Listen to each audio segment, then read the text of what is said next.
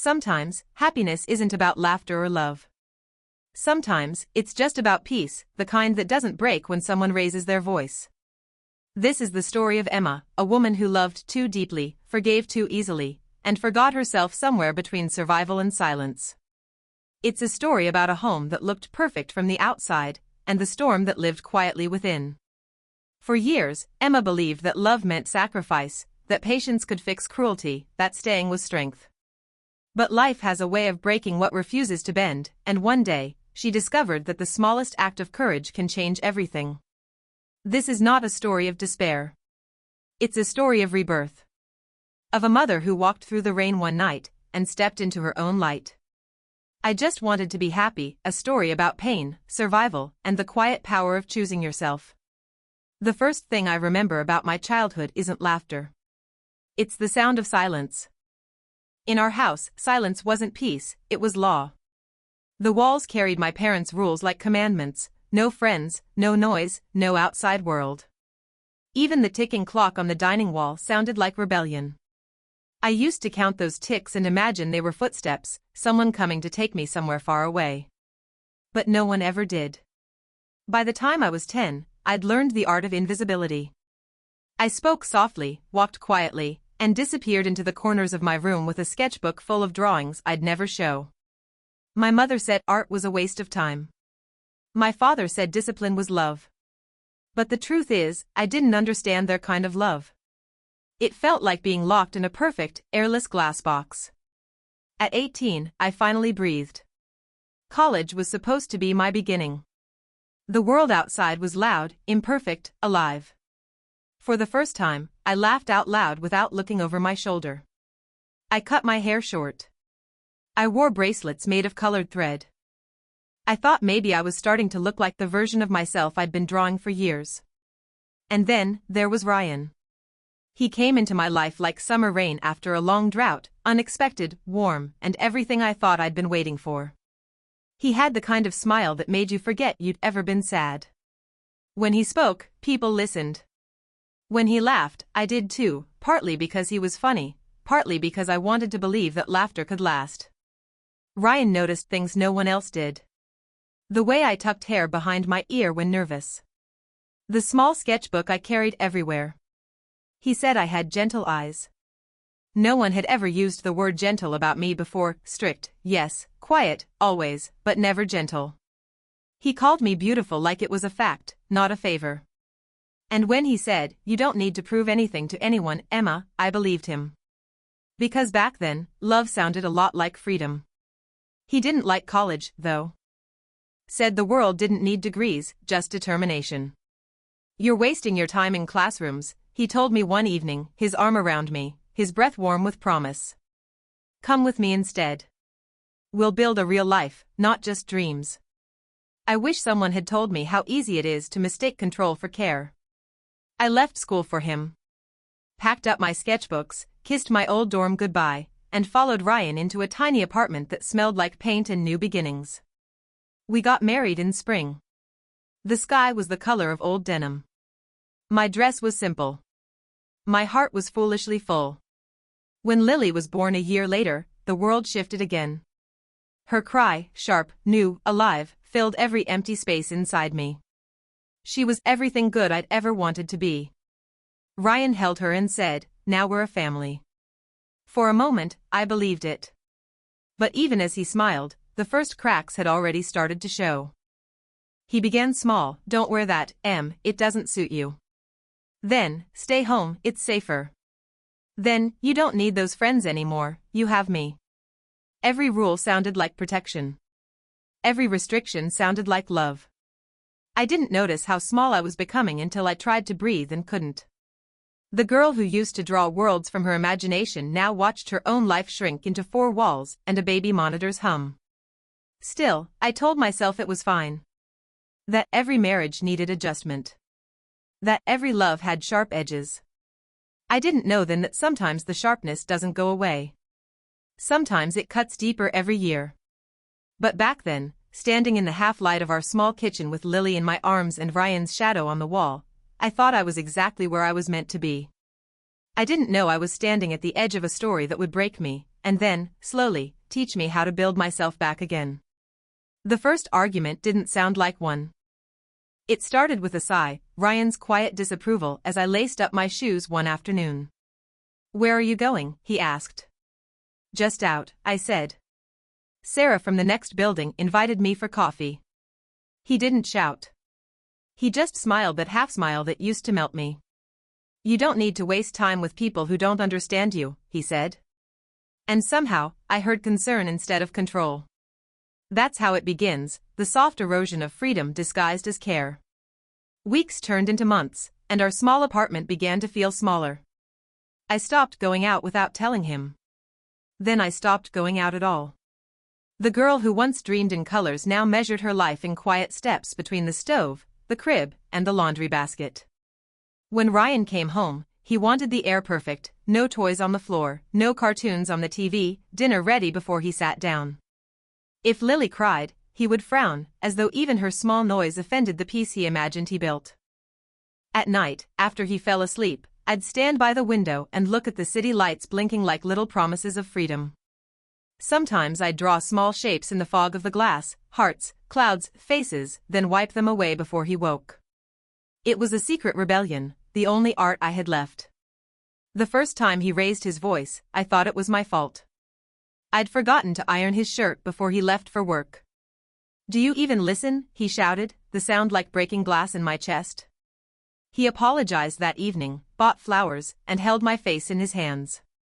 "I'm sorry," he whispered. "I just get stressed. You know I love you, right?"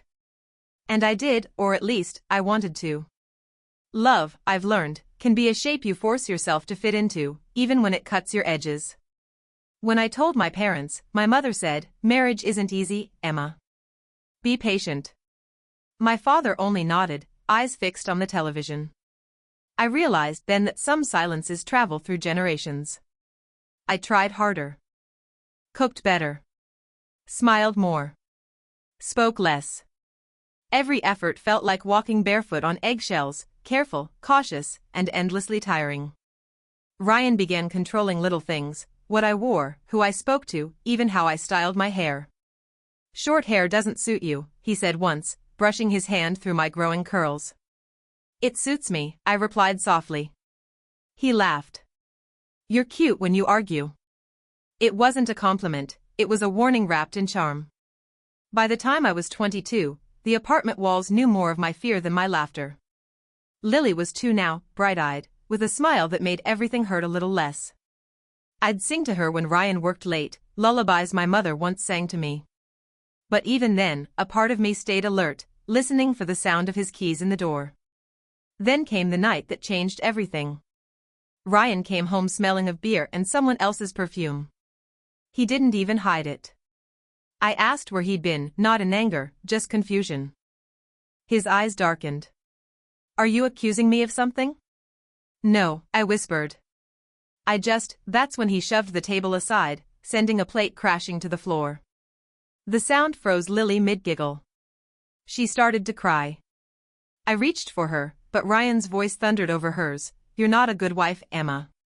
You can't even keep this house in order." His words hit harder than his hand ever would, though, that night, his hand followed too. Afterward, the room felt smaller than it had ever been. I held Lily close, rocking her long after the tears dried. The air smelled of spilled food and fear. I told myself it was a mistake, that everyone loses their temper once. But the bruise on my arm disagreed. When I went to my parents the next morning, my mother's face hardened. "You're married," she said. "Work it out. Work it out." As if love were a broken shelf you could fix with patience and glue. So I went home. Again. And as I opened the door to our silent apartment, I understood I wasn't going back to fix anything. I was going back because I had nowhere else to go. That's how the quiet storm truly began, not with thunder, but with the softest surrender. It happened on a Tuesday. The kind of day that looks ordinary from the outside, laundry drying on the balcony, cartoons humming from the TV, sunlight crawling lazily across the floor. But sometimes, ordinary days are the ones that decide everything. Ryan had joined the army 2 months earlier. The house was quieter now, the kind of quiet that should have felt peaceful, but it didn't. Silence, for me, had always carried an echo. Still, there was relief in his absence. For the first time in years, I could breathe without checking the temperature of someone else's mood. But freedom after captivity feels strange. I didn't know what to do with it at first. I woke up early, made breakfast for Lily and Jake, and tried not to count the hours until night. I missed structure, even if it had once come wrapped in fear. Then the call came. Ryan's voice, familiar but distant, crackled through the phone. "I've met someone," he said, as if he were announcing the weather. "She makes me happy, Emma." I waited for pain, but what came instead was stillness. The kind that feels like standing in the eye of a storm, everything around you spinning except you. "What about us?" I asked quietly. "You'll be fine," he said. "You're strong." The line clicked dead, and for a second, I laughed, a sound sharp and broken, like glass underfoot. Strong. He had no idea what that word meant. That night, I didn't cry. I put the kids to bed, washed the dishes, and sat by the window. Outside, streetlights shimmered through the rain, and I realized something simple and terrifying: there was no one coming to save me. Not my parents. Not Ryan. Not luck. Just me. 3 months later, he called again. Said he'd made a mistake. That he wanted to come home. And against every warning my heart whispered, I said yes. Because I was tired. Because I wanted my children to have their father. Because somewhere deep down, I still wanted to believe people could change. At first, things seemed better. He smiled more. Brought flowers once. Promised to be different. For a few weeks, hope sat at our dinner table again. But the change was thin, a paint job on a cracked wall. Soon, the shouting returned, sharper this time, like he was angry at the world for giving him a second chance. One night, after another argument, I sat on the kitchen floor holding Lily while she sobbed, "Mommy, please don't cry." That broke something in me, not because I was hurt, but because my daughter had learned that this was normal. That night, I made a decision.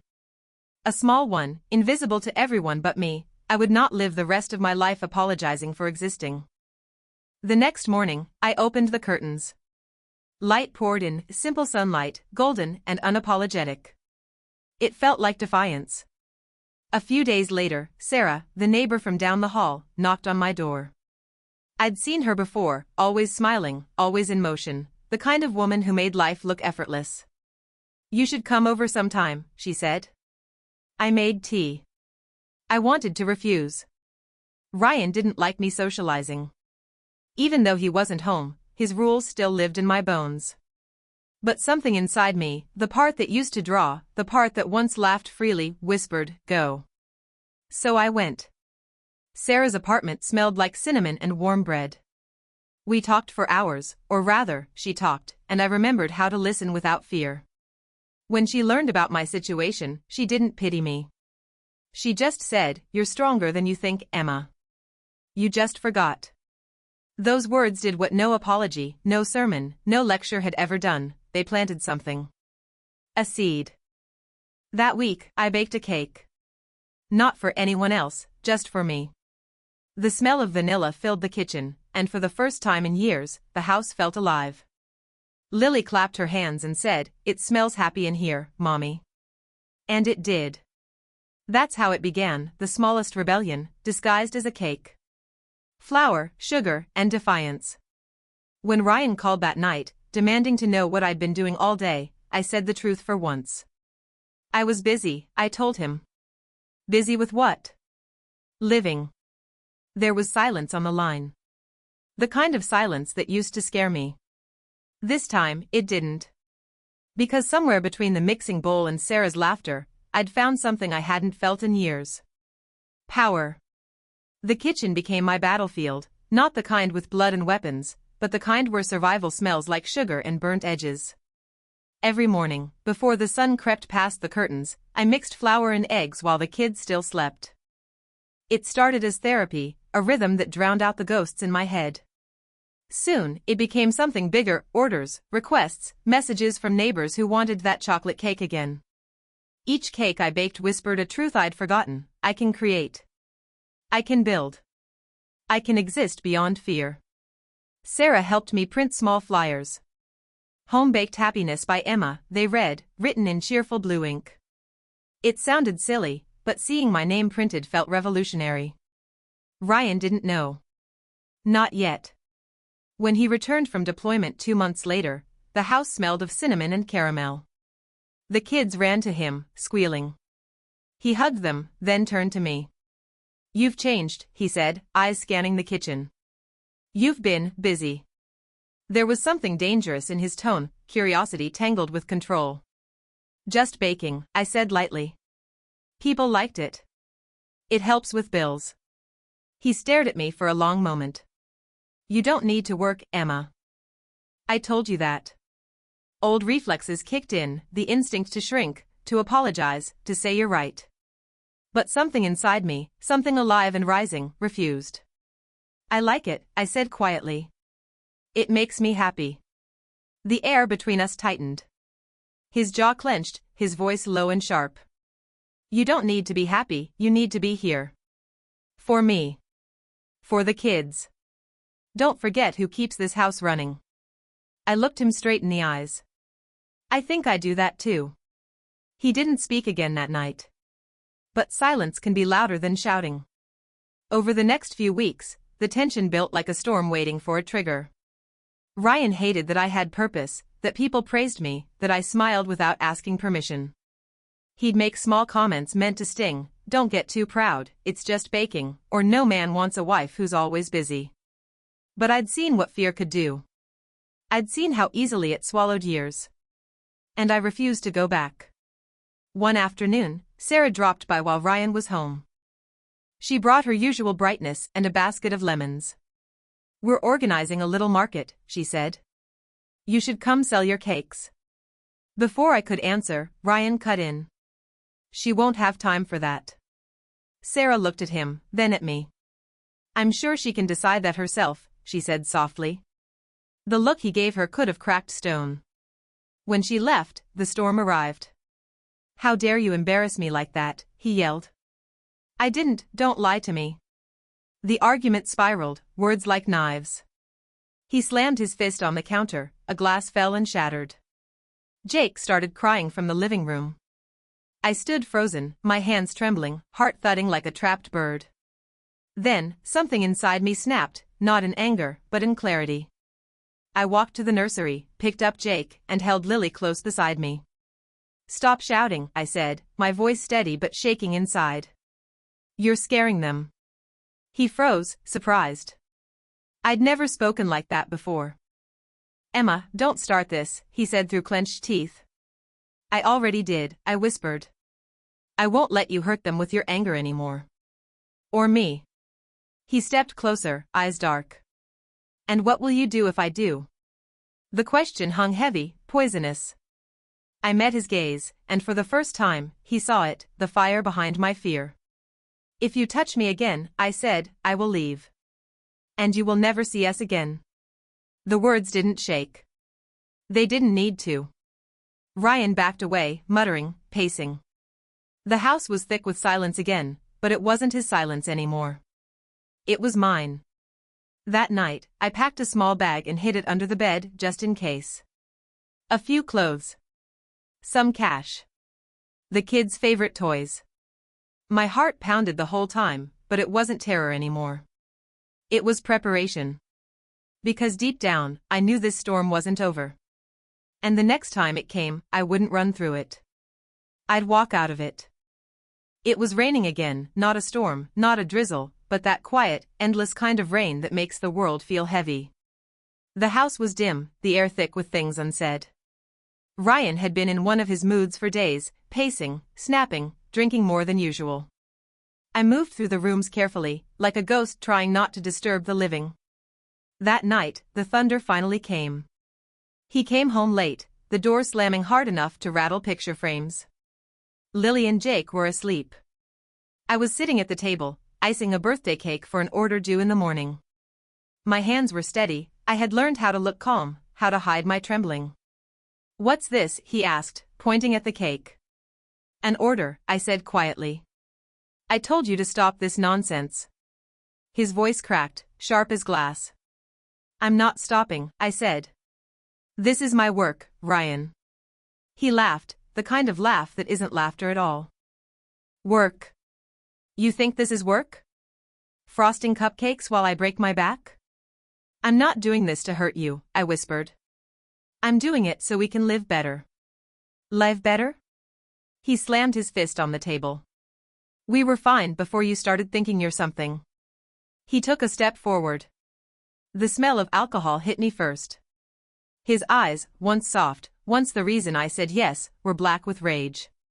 Ryan, I said, my voice thin but clear, don't do this. But he did. The shove wasn't new. The words weren't either. But something about that night was different. Maybe it was the rain. Maybe it was the way Lily whimpered in her sleep down the hall. Or maybe it was just time. When his hand met my shoulder, I didn't freeze. I didn't cry. I didn't beg. I picked up the phone from the counter and said, if you touch me again, I'm calling the police. He blinked, surprised, like he didn't recognize me. You wouldn't dare. I already did. I hadn't, not yet, but my finger hovered above the call button. The room fell into a standoff silence, the kind where even the rain outside seemed to hold its breath. Then Lily's small voice cracked through the tension. Mommy?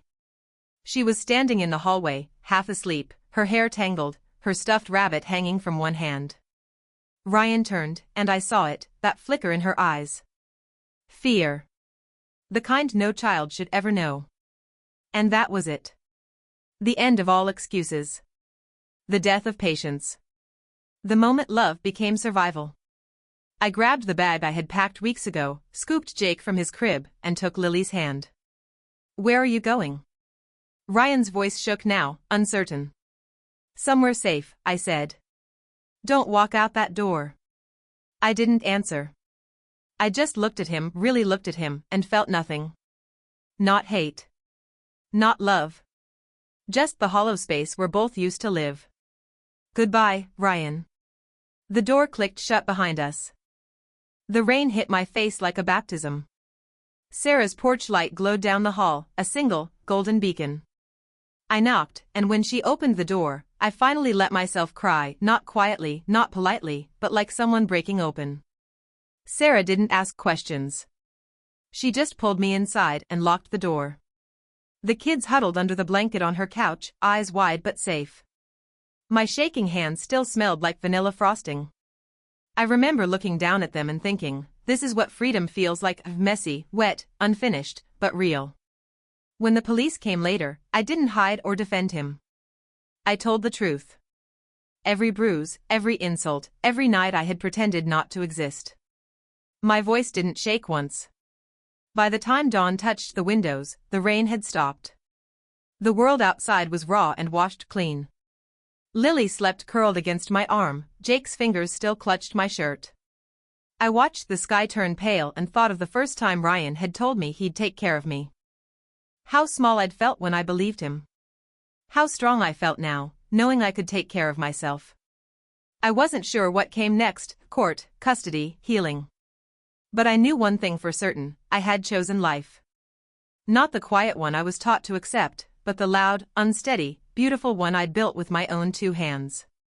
And for the first time in years, I felt the fire inside me, not to burn, but to light the way forward. The morning after we left didn't feel like victory. It felt like silence, a heavy, trembling kind of quiet that hangs in the air after something breaks. Sarah's apartment smelled like coffee and rain. The kids were still asleep on her couch, tangled in a blanket too big for them. I sat at the window with a cup between my hands, watching the sun pull itself up over the soaked city. Everything looked new, but also fragile, like the world was trying to remember how to breathe again. For the first time in years, no one was shouting. No footsteps to fear. No sharp intake of breath that meant a storm was coming. Just birds, cars in the distance, and the soft hum of a neighbor's radio. Freedom doesn't announce itself with fireworks. Sometimes it arrives quietly, with the smell of wet air and warm tea. That day, I took the kids to the police station. My hands shook when I signed the papers, a restraining order, a report, a promise to myself. Sarah came with me, her hand steady on my shoulder. I didn't look back. Over the next few weeks, the world slowly rearranged itself. The bakery orders kept coming, more than before.